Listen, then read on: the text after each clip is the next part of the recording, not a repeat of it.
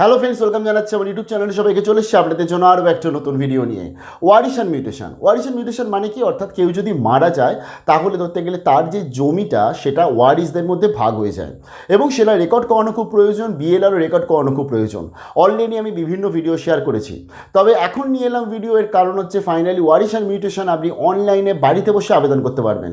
মোবাইলের মাধ্যমে বাড়িতে বসে আবেদন করতে পারবেন, কোথাও যেতে হবে না। ফাইনালি হিয়ারিংয়ের দিনকে আপনাকে যেতে হবে বিএলআরতে, এবং তার পরবর্তী আপনি খতিয়ান নাম্বার পেয়ে যাচ্ছেন ফাইনালি মিউটেশন হয়ে যাওয়ার পর। কিন্তু বাড়িতে বসে আবেদন আমি এই ভিডিওটা আজকে দেখাবো না। এর কারণ আজকের আমি বিভিন্ন আপনাদের মেল পাচ্ছি এবং আপনাদের তরফ থেকে বিভিন্ন বক্তব্য আসছে যে আমরা আবেদন করছি, আমাদের হিয়ারিং ডেট আসছে না, আমরা আবেদন করছি, আমাদের অ্যাপ্লিকেশন বাতিল হয়ে যাচ্ছে। কেন? এর কারণ হচ্ছে ডকুমেন্টেশন। অ্যাকচুয়ালি ডকুমেন্ট ঠিকঠাক না থাকলে আপনি আবেদন করলে কিন্তু সেটা আপনি অফিসে গিয়ে করুন অথবা আপনি বাড়িতে বসে করুন, আপনার কিন্তু ফাইনালি হবেই না, অ্যাপ্লিকেশনটা ক্যান্সেল হয়ে যাবে। তাই ডকুমেন্টেশনগুলো আমাদের জানা খুব প্রয়োজন। এই ভিডিওটা আমি দুটো পার্টে ভাগ করছি। আজকে প্রথম পার্ট রাখছি এবং কিছুদিনের মধ্যেই আমি সেকেন্ড পার্টটাও আপলোড করে দেবো। ফার্স্ট পার্টে আমি যেটা রাখবো সেটা হচ্ছে ডকুমেন্টেশন, কারণ ডকুমেন্টেশনগুলো আমাদের ঠিকঠাক রাখতে হবে। কী দরকার, কার দরকার, কিসের জন্য দরকার, এই সমস্ত কিছুগুলো এই ভিডিওটায় বলে দিচ্ছি। তাই সম্পূর্ণ ভিডিওটা দেখবেন এবং ডকুমেন্টটা ঠিক রাখার পর সেকেন্ড পার্টে গিয়ে আমরা একদম step by step form fill up করবো। সেটাও আমি আপনাদের দেখিয়ে দেবো একদম কীভাবে একদম পরপর করবেন, এবং আমি মোবাইলের মাধ্যমে পুরো একদম ফর্ম ফিল আপটা দেখাবো আপনাদের। তাই আপনারা নিজেরাও বাড়িতে বসে করতে পারবেন। আজকে যে ভিডিওটা শেয়ার করতে চলে এলাম সেটা হচ্ছে ওয়ারিশন মিউটেশনের প্রথম পার্ট, অর্থাৎ ফার্স্ট পার্ট আমি আজকে শেয়ার করছি। সেটা হচ্ছে ডকুমেন্টেশন।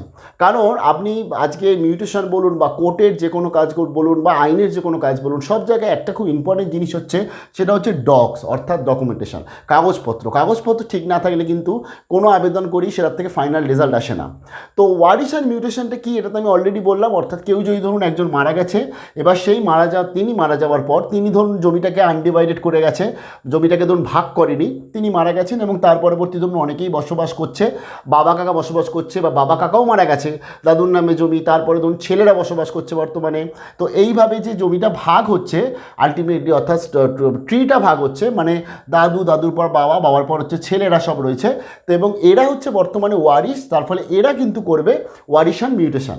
বোঝা গেল? এটা তো আপনারা অলরেডি জানেন, আমি একটা ভিডিওতে অলরেডি শেয়ারও করেছি, একটু দেখে নেবেন।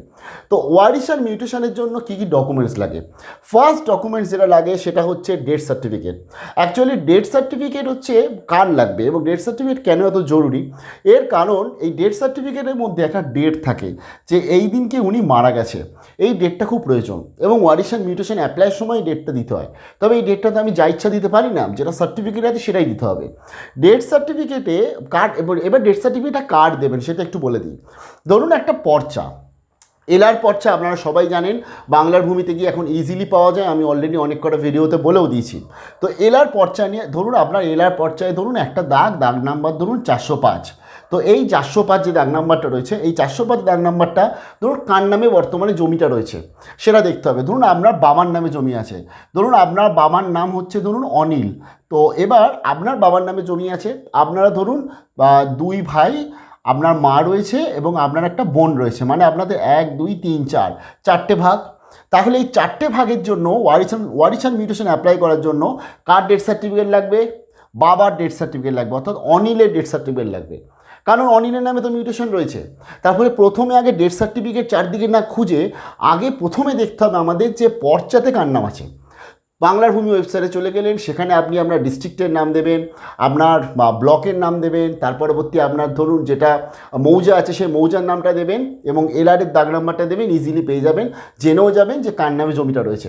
এলআরের দাগের মধ্যে আপনি একটা খতিয়ান নাম্বার পেয়ে যাচ্ছেন, দরকার পড়লে ওই পাশেই এলআরের পাশেই খতিয়ান বলে একটা সার্চের অপশান আছে, খতিয়ানে গিয়ে সেই নাম্বারটা দিয়ে দেবেন, দিলেই আপনি পেয়ে যাচ্ছেন যে এই ভদ্রলোকের নামে কতগুলো জমি আছে। লাইক অনিল, আমি সেম ধরে চলছি যে অনিলের নামে আজকের ধরুন 405 দাগে একটা জমি আছে, 406 দাগে একটা জমি আছে, 407 দাগে একটা জমি আছে, 408 দাগে একটা জমি আছে। থাকতেই পারে একটা জমি, একটা খতিয়ান আন্ডারে 4টে কি 50টার মতন জমি থাকতে পারে তার। এবারে এই যে 4জন, যে আমি যে বললাম এই যে 4জন ধরতে গেলে 1 2 3 4, এই যে 4জন যে ওয়ারিশ, 4জন ওয়ারিশ কিন্তু এই টোটাল জিনিসটাই সমান ভাগে পাবে। অর্থাৎ মিউটেশন যখন হবে, মিউটেশন আপনাকে উল্লেখ করতে হবে, কিন্তু এই প্রত্যেকটা দাগ নাম্বার উল্লেখ করতে হবে। এবং যখন আপনাদের মিউটেশন হয়ে গেল, অর্থাৎ হিয়ারিং, তারপর যখন মিউটেশন হয়ে গেল আপনাদের সিঙ্গেল নামে একটা করে কিন্তু খতিয়ান জেনারেট হয়ে যাবে। বোঝা গেল? অর্থাৎ আমি অনিলের ধরুন ছেলের নাম ধরুন আমি বলছি এ, অনিলের মেয়ে আরেকটি ছেলে যার নাম বললাম সে হচ্ছে বি, অনিলের যে ওয়াইফ রয়েছে আপনার মা যিনি তাকে ধরলাম সি, এবং আপনার বোনের নাম দিলাম সে হচ্ছে ডি। তার ফলে অনিলের যে 405, 406, 407, 408 জমি আছে, পুকুর আছে, খাল থাকতে পারে, শালি জমি থাকতে পারে, কৃষি জমি থাকতে পারে, বাগান থাকতে পারে, বাস্তু থাকতে পারে, অর্থাৎ বাস্তু ভিটে, তো এরকম আলাদা আলাদা জমি থাকতেই পারে তার নাম, বা ডোবা থাকতে পারে। প্রত্যেকটাই কিন্তু ইকুয়ালি ডিভাইডেড হয়ে এই এ বি সি ডির নামে হয়ে যাচ্ছে। তাই এই ওয়ারিশন মিউটেশনে আমি অ্যাপ্লাই করছে কারা? এই এ বি সি ডি। আবার ধরুন মেবি এই বি সি ডি বলছে আমরা এখন অ্যাপ্লাই করব না, আমাদের দরকার নেই, এ নিজে কিন্তু অ্যাপ্লাই করতে পারে, ঠিক আছে? বা বি বলছে আমি করবো, তোদের লাগবে না, আমি নিজে করতে চাই, তো বা বাকি বা এ সি ডি এরা বলছে আমরা এখন করব না, তাহলে বি কিন্তু নিজে সেই মিউটেশনে অ্যাপ্লাই করতে পারে, কিন্তু সেম প্রসেসে করতে হবে। অর্থাৎ তাকেও কিন্তু ফার্স্ট যে ডকুমেন্ট যেটা লাগবে সেটা হচ্ছে death certificate of the owner, মানে রেকর্ডেড ওনার, যার নামে জমিটা রয়েছে। তার মানে প্রথম আমরা তাহলে কী শিখলাম? আমাদের জমি মিউটেশনের জন্য ফার্স্ট আমার কী ডকুমেন্টস লাগছে? সেটা হচ্ছে এলআর পর্চা। এলআর পর্চা আমি দেখে নেবো যে খতিয়ান ওয়াইজ দেখে নেবো যে যার জমিটা ভাগ হচ্ছে তার নামে কটা জমি আছে, কত জায়গায় জমি আছে, এবং যার নামটা পাচ্ছি তার নামের আমি ডেথ সার্টিফিকেটটা জোগাড় করছি। আর একটা আমি উদাহরণ দিচ্ছি। ধরুন এবার যে উদাহরণটা দেবো সেটা হচ্ছে আমি যে বাবার থেকে ছেলে মেয়েদের জমি সেটা তো বললাম। ধরুন আপনি এবার এলআর পর্চা, মানে ফার্স্ট ইম্পর্টেন্ট পয়েন্ট হচ্ছে এলআর পর্চা। এলআর পর্চা আপনি দেখলেন যে জমিটা আপনার রয়েছে বিকাশের নামে, মানে বিকাশকে সে হচ্ছে আপনার ধরুন দাদু বা ধরুন আপনার গ্র্যান্ডফাদার, ঠিক আছে? বিকাশের ধরুন ছেলেপুলে অনেক আছে, তার মধ্যে ধরুন একজনের নাম হচ্ছে অনিল, তার ভাগই হচ্ছে 4 জন, আপনারা 4 জন। আপনার কিন্তু এই বিকাশের নামে যেহেতু এলআর পর্চা রয়েছে বলে প্রথম ডেথ সার্টিফিকেট কার লাগবে? প্রথম ডেথ সার্টিফিকেট লাগবে হচ্ছে বিকাশে, মানে আপনার দাদুর, যেহেতু ওনার নামে পর্চায় রয়েছে। সেকেন্ড, যেহেতু আপনার বাবা অমৃত মারা গেছেন তাই তাই সেকেন্ড ডেথ সার্টিফিকেট লাগবে কার? সেটা হচ্ছে অনিলের। বোঝা গেল?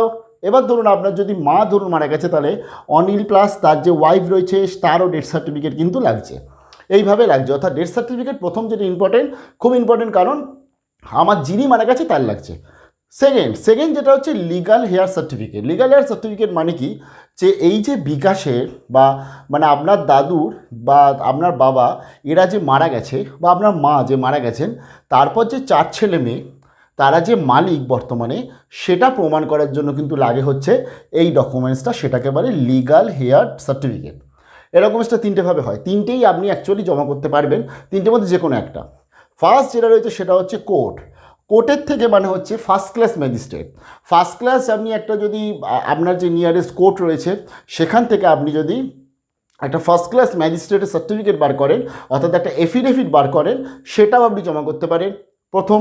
এবং সেখানে আপনার এরকমভাবেই লেখা থাকবে যে বা এরকমভাবে আপনার নাম দিলাম, যে কোনো একজন, ধরুন মানে ফার্স্ট ক্লাস ম্যাজিস্ট্রেট যে কোনো একজন করলেই এই 4 জনই অ্যাপ্লাই করতে পারবে।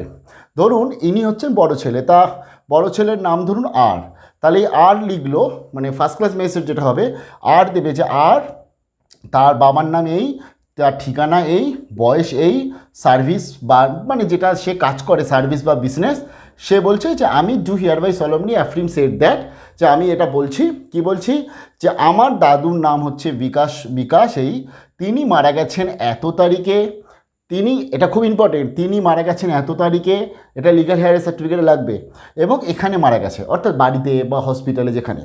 তারপরে সেকেন্ড, এটা ফার্স্ট পয়েন্ট, সেকেন্ড পয়েন্টে লিখতে হবে যে আমার বাবার নাম, অর্থাৎ যে অনিল বললাম আমি, তো অনিল আমার মাই ফাদার দ্যাট এরকম করে লিখতে হবে, that my father late Anil has died,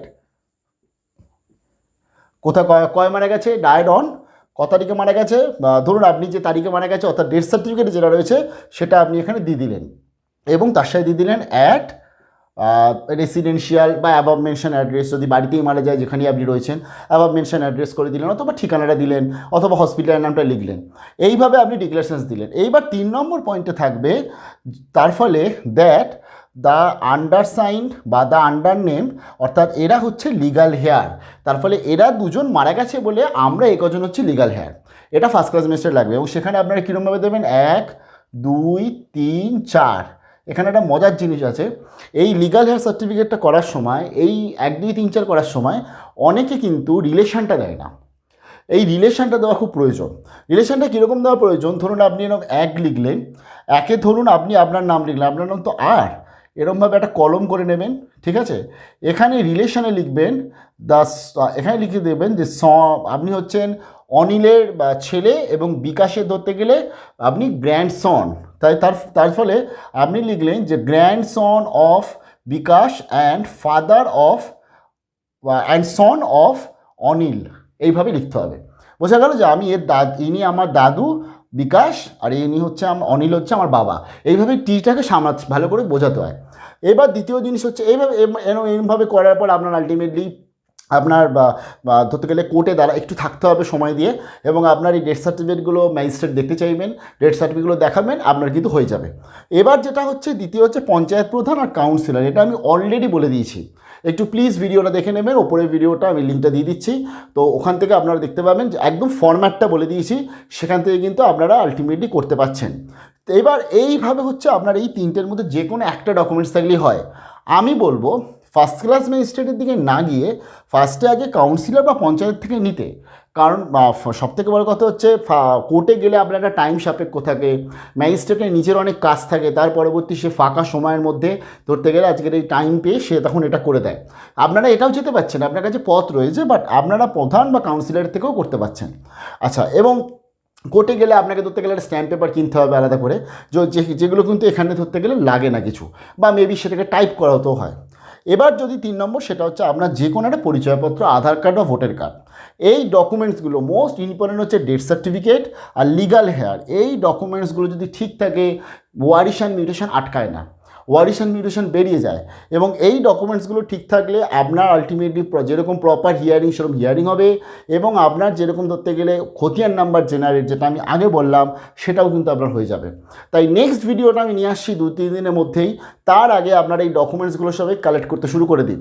যার যে ডকুমেন্টসগুলো পাচ্ছেন না বা যে ডকুমেন্টসগুলোতে অসুবিধা হচ্ছে, কমেন্ট সেকশনে জানাবেন, আমি চেষ্টা করবো আপনাদের উত্তরগুলো দিয়ে দেওয়ার।